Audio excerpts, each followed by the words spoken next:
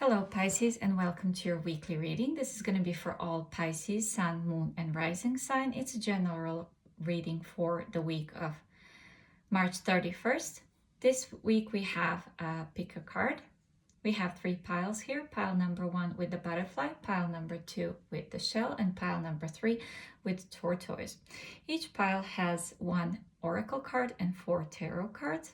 So feel free to kind of pick and choose whichever pile calls you. And if this resonates with you, I would like to invite you to give it thumbs up, share, subscribe, comment. It really does help the channel grow and reach more people, and I'm really grateful for that.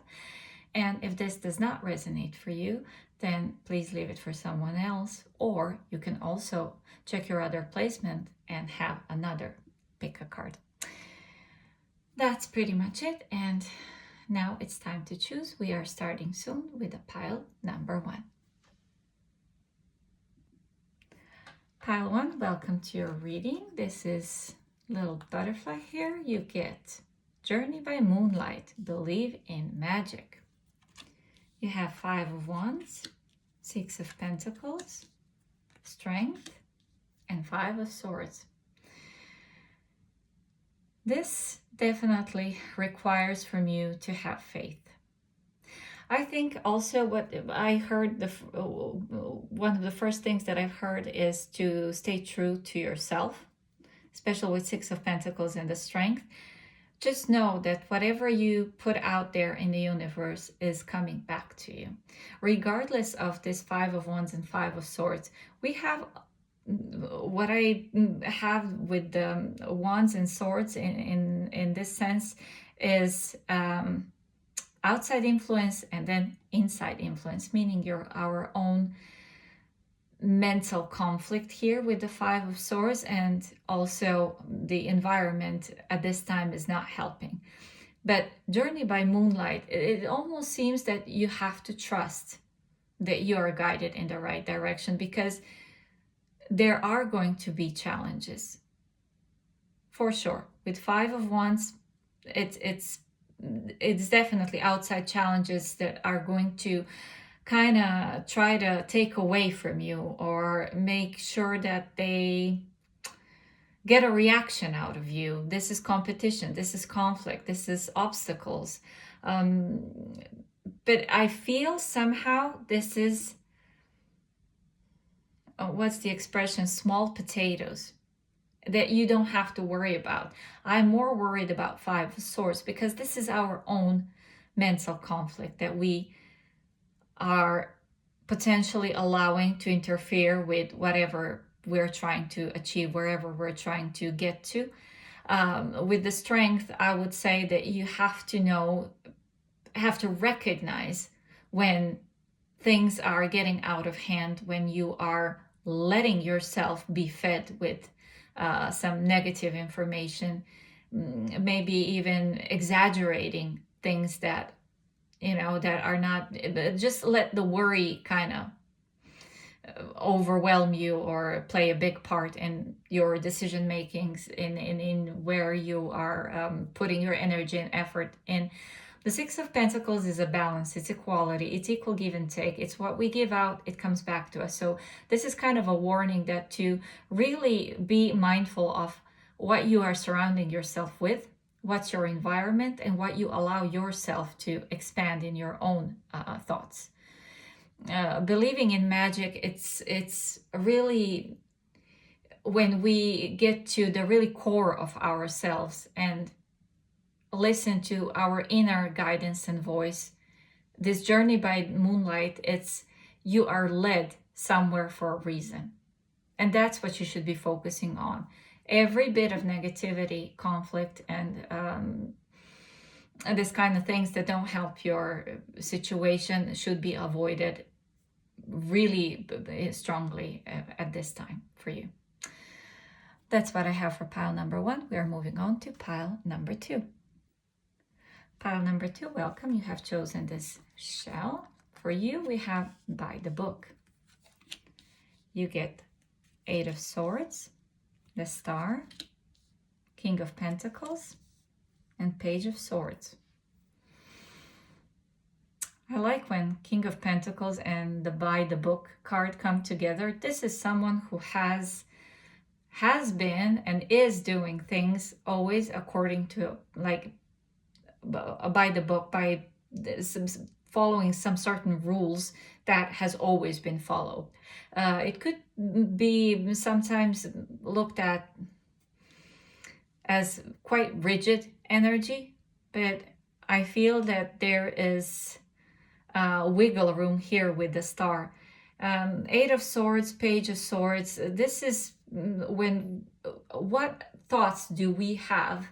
Do we create ourselves that block us, that create blocks for us in whatever we are trying to achieve? Because the star is the wish fulfillment, is the hope, is renewal, it's regeneration, it's hope that things will work out. But then you have to be a little bit more flexible with the way you see things, the way you do things, how you approach things. Maybe there should be a little bit more flexibility introduced into this situation. If you are trying to go through something, let's say, I don't know what comparison to use. For example, if you're looking for a job and you know that there is certain steps that you take, you first find the ad, then you respond to it with this, and that. How about you change your approach completely? Do something that is outside of your comfort zone. Doing something that it's not by the book. That's something that will allow a little bit more flexibility, a bit more enthusiasm, a little bit more of adventurous spirit. Let's do it the other way around. Let's start from, I don't know, places that don't advertise at all and you just show up over there. Something like that. Something that really requires you to take a different approach to situation. That was just an example. It doesn't have to be work. It could be like getting into a relationship or finding a house, a place to live, whatever this is for you. It's required to have a different approach, something that is less rigid, something that is a bit more flexible rather than so rigid and so, but we always have done things this way. That's what King of Pentacles represents. Always doing the same way because these things work. But sometimes sticking to those things can get us to a little bit of stress and blockage, and it blocks the hope for us to actually achieve what we desire. So what I would say here for pile number 2 is a bit more flexibility is introduced in this situation, is what gets you to your desired place. That's what I have. We're moving on to pile number 3. Hello, pile number 3. You have chosen this lovely tortoise. For you, we have purpose. I know what I am here to do. You get 5 of Pentacles, the Wheel of Fortune, the Devil, and 9 of Pentacles. The desire for something is so strong.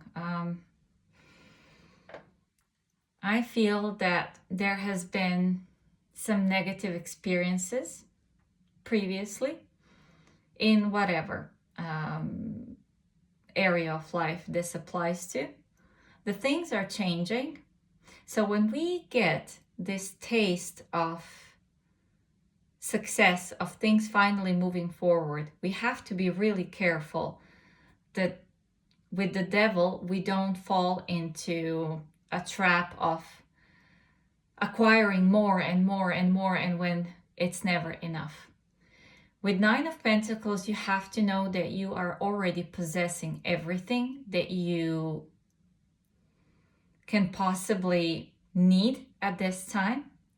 This is more about what we need rather than what we want. So with the Wheel of Fortune, it's a change of luck. It's things turning better for us, where we are self-sufficient, where we are abundant, where we are acquiring wealth, acquiring abundance and prosperity for ourselves. With the Devil, we have to just be, this is almost like a little bit of a warning, where we just have to be aware that we don't go to a place where we become greedy, where we cannot stop ourselves from acquiring more. Nine of Pentacles is the energy where you are aware of what you're able to achieve, but you have to also consider the costs for this. It seems as though a little bit you have to, because the Wheel of Fortune is Jupiterian energy, and it's about expansion, but it's also the energy for me of, if especially combined with the Devil, a bit of lust, over spending, over giving, over, you know, just make sure that that doesn't get you in a place of loss, financial loss mostly.